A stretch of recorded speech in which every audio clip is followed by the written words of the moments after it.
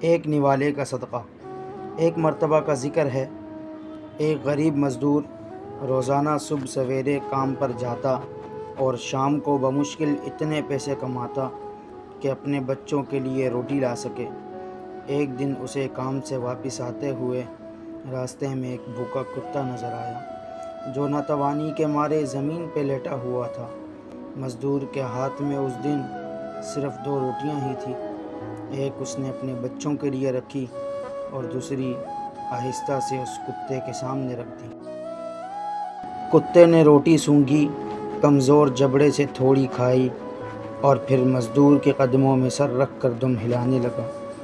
مزدور مسکرا دیا اور آگے چل دیا۔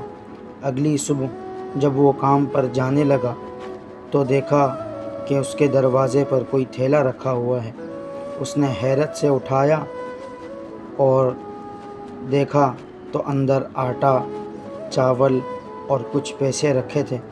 اس نے فوراً ارد گرد دیکھا مگر کوئی نہ تھا۔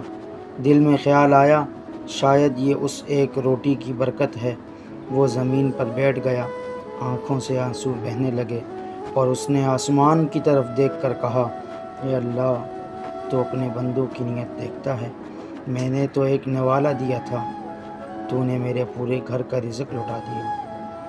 اللہ کے ہاں کسی نیکی کی قیمت اس کے وزن سے نہیں بلکہ نیت سے ہوتی ہے۔ کبھی کسی چھوٹی بھلائی کو حقیر نہ سمجھو، کیونکہ وہی تمہارے لیے رحمت کا دروازہ بن سکتی ہے۔